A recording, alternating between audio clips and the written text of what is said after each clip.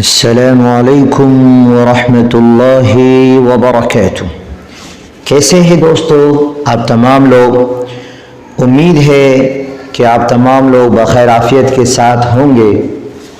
مزید اللہ تبارک و تعالی سے ہم دعا کرتے ہیں کہ اللہ تبارک و تعالی ہم تمام کو عافیت کے ساتھ رکھے۔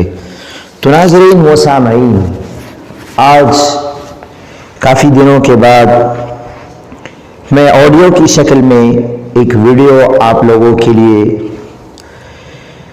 بنانے جا رہا ہوں، اور جس کا عنوان ہے، اس ویڈیو کا ٹائٹل ہے 26 جنوری یعنی یوم جمہوریہ کا مطلب اور اس کے تقاضے کو سمجھانے جا رہا ہوں، آپ لوگوں کو بتانے جا رہا ہوں۔ آزاد ہندوستان کی تاریخ میں 2 دن انتہائی اہمیت کے حائل ہے۔ ایک 15 اگست جس میں ملک انگریزوں کے چنگل سے آزاد ہوا، دوسرا 26 جنوری جس میں ملک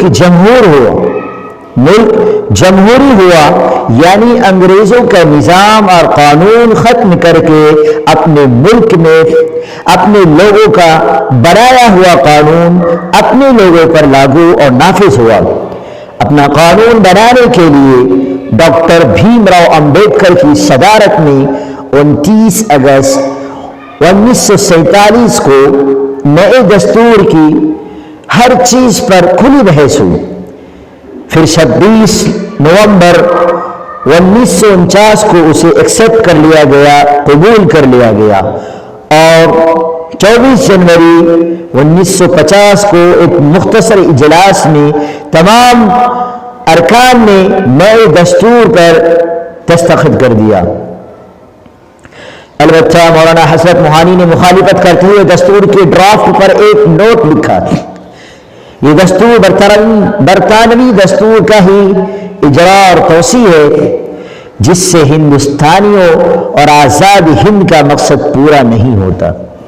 بہرحال 26 جنوری 1950 کو اس نئے قانون کو لاگو کر کے یعنی نافذ کر کے پہلا یوم جمہوریہ منایا گیا۔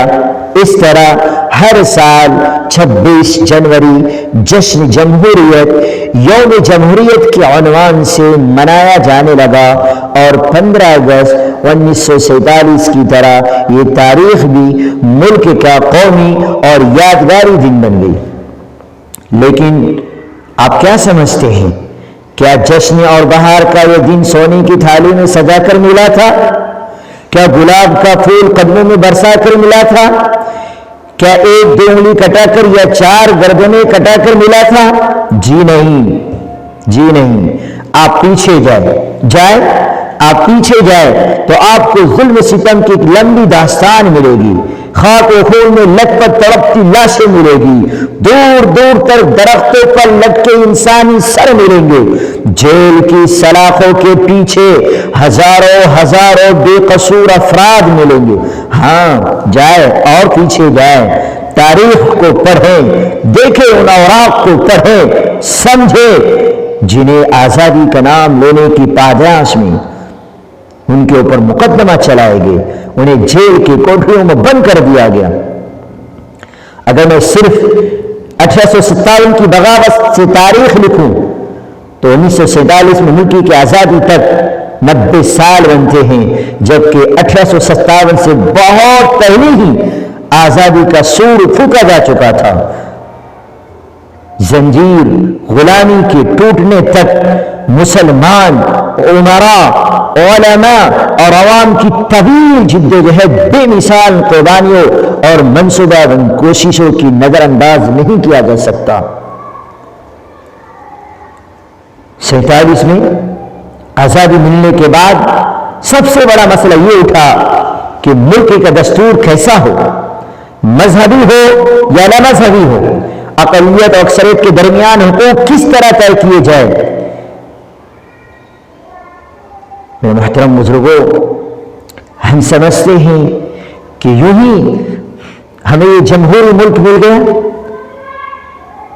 آزادی کی سرماؤں نے وقت کے اکابرین ملت نے اور خصوصاً جمعیت علماء کی جیالوں نے آزادی کے بعد ملک میں سیکولر جمہوری نظام نافذ کرانے میں جو محنت کی، بالخصوص جمعیت کے ناظم عمومی مولانا عبد الرحمن صاحب نے بحیثیت رکن دستور ساز اسمبلی اقلیتوں کو مراعات دلانے میں جو نمایاں حصہ لیا اور ڈٹ کر مخالفین کو زیر کیا، ملت اسلامیہ ہند اس احسان کو کبھی فراموش نہیں کر سکتی. ہاں میرے محترم بزرگوں، ہم سمجھ رہے ہیں کہ یوں ہی ہمیں مل گیا. ہم ہندوستانی عوام تجویز کرتی ہیں کہ انڈیا ایک آزاد ملک ہے، جمہوری ہندوستان کی حیثیت سے وجود میں لایا جائے، جس میں تمام شہریوں کے لیے سماجی، معاشی، سیاسی انصاف، آزادی خیال، اظہار رائے، آزادی عقیدہ، مذہب و عبادات، انفرادی تشخص اور احترام کو یقینی بنایا جائے گا اور ملک کی سالمیت و یکجہتی کو قائم و دائم رکھا جائے گا. ہاں میرے محترم بزرگوں، ہم یوں ہی سمجھتے ہیں تو آئے ذرا ہم اور پیچھے چلتے ہیں. ہم دیکھتے ہیں ان چیز کو 1971 میں اندرا گاندھی نے دستور کے اسی ابتدائیہ میں لفظ سیکولر کا اضافہ کیا. ہندوستانی جمہوری نظام ایک بہترین نظام ہے. اس میں مختلف افکار و خیالات اور تہذیب و تمدن کے لوگ بستے ہیں. اسے اس طرح بھی کہا جا سکتا ہے کہ ہمارا ملک ایک گلدستہ اور گلدستہ کی طرح ہے، جس میں مختلف قسم و رنگ کے پھول ایک ساتھ اپنی اپنی خوشبو سے پوری فضا کو معطر رکھتے ہیں. اسی طرح ہمارا دیش ہے کہ اس میں مختلف افکار و خیالات کے لوگ بستے ہیں، ایک ساتھ رہتے ہیں اور اپنی اپنی تہذیب و ثقافت سے ملک کی شان بڑھا رہے ہیں. ہاں میرے محترم بزرگوں، غور کرے ذرا آپ، تو انہیں ہمیں سمجھنا ہے. یاد رکھیے، ہندوستان ایک جمہوری ملک ہے اور جمہوریت میں عوام پاورفل ہوتے ہیں. ہر 5 سال بعد انہیں حکومت منتخب کرنے کا موقع ملتا ہے. جو لوگ عوام مخالف کام کر کے بھی ہم سمجھتے ہیں کہ نوشتہ دیوار نہیں بڑھ پاتے، وہ عوام محافظ نہیں ہو سکتے. اسی لیے کہا گیا ہے سارے جہاں سے اچھا ہندوستان ہمارا.